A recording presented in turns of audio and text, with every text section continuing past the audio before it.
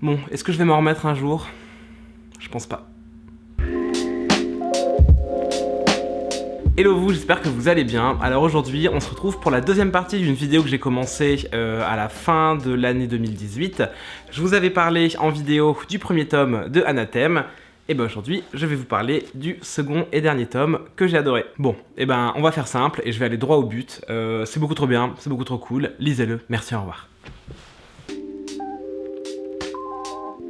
Bon non, en vrai je pense que c'est pas suffisant comme argument et de toute manière j'ai envie de vous en parler un petit peu plus, donc c'est parti. Je préfère vous avertir tout de suite, je vais essayer d'en dire le moins possible, donc peut-être que vous allez trouver que mes explications sont un peu sombres, mais j'ai vraiment pas envie de vous spoiler ce tome 2, et j'ai pas non plus envie de vous spoiler le tome 1 si vous l'avez pas encore lu.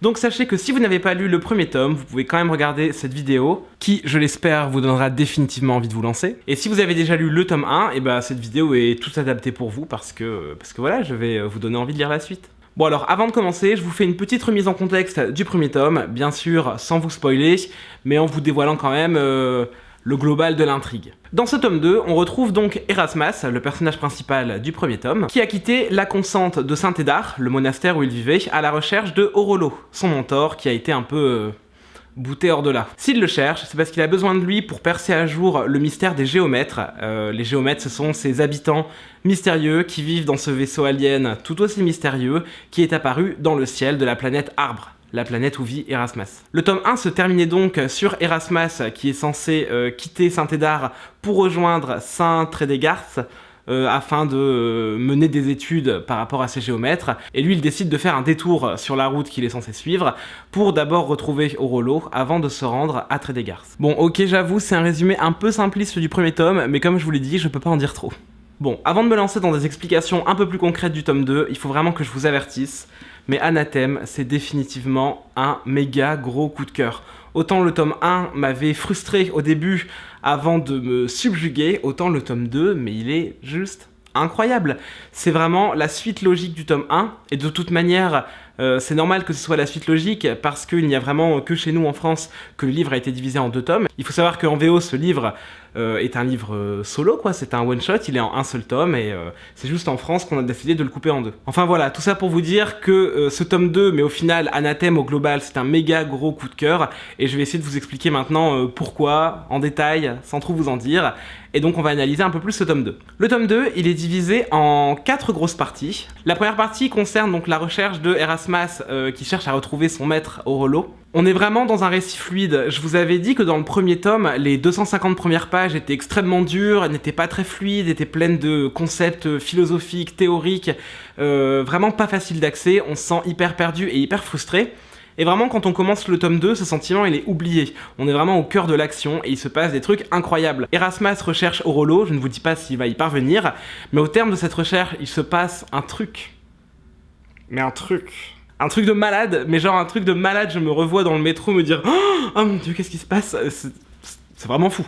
Enfin, vraiment, cette recherche se conclut sur un truc démentiel. Et ensuite, on passe à la seconde partie. Une seconde partie que j'ai trouvée un peu plus sombre et cryptique, parce qu'on va retrouver Erasmas qui finalement rejoint Trédégarce, donc qui était sa destination initiale, afin de faire des recherches sur les géomètres, donc ces extraterrestres, ces extra-sylvestres, comme ils sont appelés dans le livre, qui sont apparus dans le ciel de la planète Arbre. Et donc là, on va suivre Erasmas dans ce grand monastère / université, qui va faire des cénacles. Alors les cénacles sont des genres de grands repas où des théoriciens se retrouvent ensemble pour parler de concepts, de théories, aussi bien physiques que philosophiques que religieuses.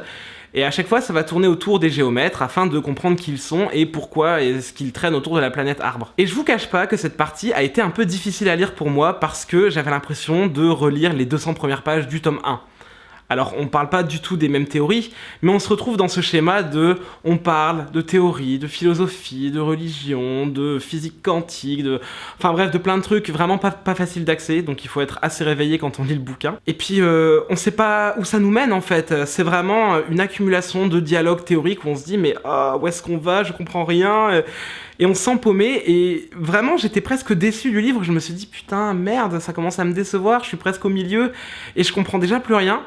Alors que le tome 1 m'avait laissé en plan au tout début, mais avait été plutôt sympa avec moi jusqu'à la fin. Et là, je me suis dit, putain, merde, Neil Stephenson, tu chies, quoi. Genre, on retombe dans un truc trop compliqué à comprendre. Et en fait, c'était intentionnel. Pour le coup, l'auteur, c'est vraiment un maître de la torture parce que, comme je vous l'ai dit, on va encore se retrouver empêtré dans des théories qu'on comprend pas pendant plus d'une centaine de pages, à se dire, mais putain, je comprends plus rien, ça me tue. Et en fait, d'un coup, en une page, l'auteur retourne toute la situation, on se rend compte qu'il nous a un peu pris pour un con, et en même temps qu'en fait, il avait distillé dans ses dialogues plein de petits indices pour nous faire comprendre un truc de malade. Et là, on rentre dans le mindfuck le plus complet avec le retournement de situation le plus incroyable du livre. Et je me souviens que j'étais sous le choc parce que... voilà, ça faisait plus de 100 pages, pas que je m'ennuyais, mais que je luttais un peu pour me dire mais je sais pas où est-ce qu'il veut en venir. Et là, d'un coup, en un claquement de doigts, mais le livre prend une tournure démentielle et incroyable. Et vraiment, ça, c'est un tour de force, et rien que pour ça, bravo l'auteur, quoi. Ensuite, on arrive dans une troisième partie carrément plus fluide. Je vais pas dire avec de l'action, parce que y a pas énormément d'action dans ce bouquin, mais vraiment avec beaucoup de rythme. Il se passe plein de choses. On prépare une grande mission spatiale, je vous dis pas pourquoi. Mais voilà, la mission, elle est incroyable. Un peu genre mission suicide, et en même temps, on se dit, mais ils vont y arriver, c'est sûr. Et bref, plein d'actions, plein de retournements de situation, plein de révélations, et cette troisième partie, vraiment, je l'ai adorée. Je l'ai bouffée, mais à une vitesse. Et ensuite, on arrive à cette quatrième et dernière partie, le dénouement final du livre, qui est, encore une fois, incroyable. Et ce que j'ai adoré dans cette dernière partie, c'est que c'est vraiment une fin. Le livre se termine, on éclaire à peu près toutes les zones d'ombre que le premier tome avait commencé à nous distiller, et en même temps, c'est une fin qui reste ouverte à l'interprétation. Donc c'est pas une fin hyper cryptique où on se dit ah là là c'est hyper perché et c'est à moi de comprendre ce qui s'est passé. Non, on a vraiment un truc posé, on a une vraie fin, des vrais événements, des vrais éléments de fin et tout est terminé. Mais le livre reste ouvert à la discussion et c'est ça qui est vraiment trop cool. Et c'est ça aussi qui fait que j'ai vraiment très envie que vous le lisiez parce que j'ai besoin d'en parler avec quelqu'un. On nous offre vraiment une fin véritable, un peu ouverte, mais au final pas trop, qui est pleine de philosophie et en même temps qui nous retourne la tête. Et bref, j'ai jamais lu ça dans un livre de science-fiction. Alors après, j'ai pas lu énormément de livres de science-fiction, donc j'ai peut-être pas le bagage nécessaire pour juger la qualité du livre, mais Anathème, c'est juste une œuvre démentielle, et je pense que démentielle, c'est vraiment le mot qui lui convient le mieux. Au final, pour conclure sur Anathème dans sa globalité, pour moi, c'est vraiment un chef-d'œuvre. J'aurais jamais cru qu'un livre de SF puisse m'embarquer comme ça dans des réflexions aussi profondes, et me fasse sortir de ma zone de confort parce que vraiment le livre il m'a arraché de mon canapé et il m'a dit tu vas arrêter de te reposer sur tes acquis, tu vas te secouer et tu vas essayer d'ouvrir ton esprit à qu'est-ce que peut être le monde plus que ce que toi tu vois. Cette phrase n'est absolument pas française mais c'est pas grave, je pense que vous avez compris ce que je veux dire. Vraiment pour moi, Anathème, c'est une grosse baffe dans votre visage qui vous dit réveille-toi et essaye de voir plus loin que le bout de ton nez. Vraiment ce livre, il m'aura marqué, je vais y repenser très souvent je pense, et j'aimerais bien pouvoir le relire dans 10 ans. Alors vous comprendrez peut-être pourquoi est-ce que je veux le relire dans 10 ans si vous le lisez, mais pour moi, en 2029, eh ben, je reprendrai ces 2 tomes et je me dirai, allez, faut les relire. C'est vraiment un livre qui donne à réfléchir sur plein de concepts, qui nous donne à réfléchir sur la société, à la place de la science dans la société, à la vérité, à la manipulation des foules, aux médias, au temps, à l'espace et vraiment à notre perception du monde. Bref, je vais pas m'étaler plus que ça parce que je vois que la vidéo tourne depuis un bon moment et j'ai pas envie de trop vous embrouiller parce que je peux rien dire sur le livre, ça serait trop vous gâcher le plaisir. Juste lisez-le, accrochez-vous parce que ça va vraiment pas être une lecture facile et ça vaut aussi bien pour le tome 1 que pour le tome 2, mais ça en vaut juste tellement la peine. Et une dernière chose concernant la traduction.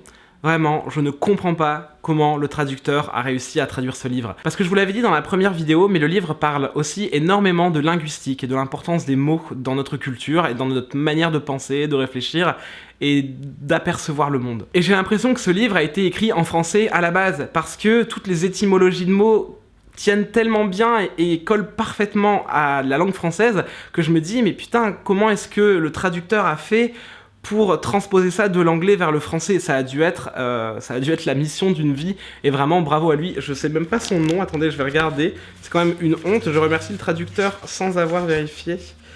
Traduit de l'anglais par Jacques Collin. Jacques Collin, bravo, tu es mon héros, tu as fait un travail de malade mental. Bon, et puis sinon, j'avais aussi envie de vous parler de l'édition, parce que, comme je vous l'ai dit, ça a été publié par Albin Michel Imaginaire. D'ailleurs, je les remercie parce qu'ils m'ont vraiment offert ces 2 volumes, et Et voilà, je ne peux que les remercier. Et donc, ils ont été coupés en 2 au lieu d'un tome unique en France. Bon, j'ai envie de dire que c'est pas plus mal, parce que transporter un truc comme ça dans mon sac pour aller au boulot, ça aurait été un peu l'enfer. Donc, c'est carrément plus léger en 2 tomes, et c'est super cool. Le truc qui est un petit peu plus embêtant, bon, bah, c'est qu'il faut acheter 2 livres. Mais vu que ça vaut le coup, c'est pas grave. Non, vraiment, si j'avais une seule critique à faire, c'est que à la fin de ce tome 2, on a un glossaire qui répertorie en fait tous les mots et tous les mots que l'auteur a créés pour le récit et donc toutes les choses qu'on ne comprend pas forcément à notre première lecture. Et comme je vous l'avais dit, des définitions sont données au fur et à mesure de notre lecture. Ce qui fait que moi, pour pas me sentir perdu, dans le volume 1, j'avais mis plein de petits post-it à chaque fois qu'on me donnait une définition. Comme ça, si parfois il y a un mot que je ne comprenais plus, j'avais juste à le rechercher dans tous mes post-it afin de le comprendre. Ce qui est bête, c'est qu'au final, tous les mots sont répertoriés à la fin du tome 2. Ça aurait été un peu plus logique, je pense, de mettre ce glossaire aussi bien à la fin du tome 1 qu'à la fin du tome 2, parce que ça nous éviterait de rechercher tous les 5 minutes en se disant mais je sais plus ce qu'il veut dire ce mot, je comprends plus rien. Et vraiment ça c'est le défaut je pense qu'a cette édition, c'est que voilà, les définitions des mots sont données qu'en fin de tome 2, alors que c'est un guide qui pourrait être pratique durant toute la lecture des 2 tomes et qui éviterait aussi que les gens aient envie d'abandonner le livre par manque de compréhension. Enfin voilà, c'est qu'un petit détail, c'est pas très important, et moi pendant tout le tome 1 j'avais pas de glossaire et je me suis accroché et j'ai compris. Mais si vous voulez vous lancer dans la lecture de Anathème, je vous conseille vraiment d'acheter les 2 tomes d'un coup, comme ça vous aurez le glossaire sous la main. Et aussi, dès que vous aurez fini le tome 1, vous pourrez vous lancer dans le tome 2. Parce que clairement, je pense que c'est pas le genre de livre où il faut attendre 3 mois avant de passer du tome 1 au tome 2. Il faut vraiment lire les 2 d'un coup, parce que sinon, on oublie beaucoup d'éléments et le livre devient beaucoup moins clair. Bref, je pense que cette vidéo va être très longue et j'en suis désolé, mais voilà, j'avais vraiment envie de vous parler de ce tome 2, de ce coup de cœur phénoménal, et vraiment, lancez-vous, vous ne le regretterez pas. Je suis désolé si la vidéo c'est un peu le foutoir, j'ai essayé d'être ordonné le plus possible, mais je sais que voilà, parfois je digresse un peu dans tous les sens. Tout ça pour vous dire, lancez-vous dans Anathème. Merci beaucoup Albin Michel de m'avoir offert la possibilité de les lire. Vraiment, je vous en remercie infiniment. Oh, et d'ailleurs, Albin Michel m'a envoyé un autre livre il y a peu, alors je vous en parle comme ça parce que j'ai envie de vous parler d'eux parce qu'ils sont trop gentils. N'allez pas croire que c'est du placement de produit ou un truc comme ça, hein. C'est vraiment juste parce que j'ai envie d'en parler. Donc Albin Michel vient juste de sortir La Cité de l'Orque de Sam Miller et ça a l'air vraiment hyper cool. Ils me l'ont envoyé alors que j'étais en train de lire le tome 2 de Anathème et je me suis dit bon...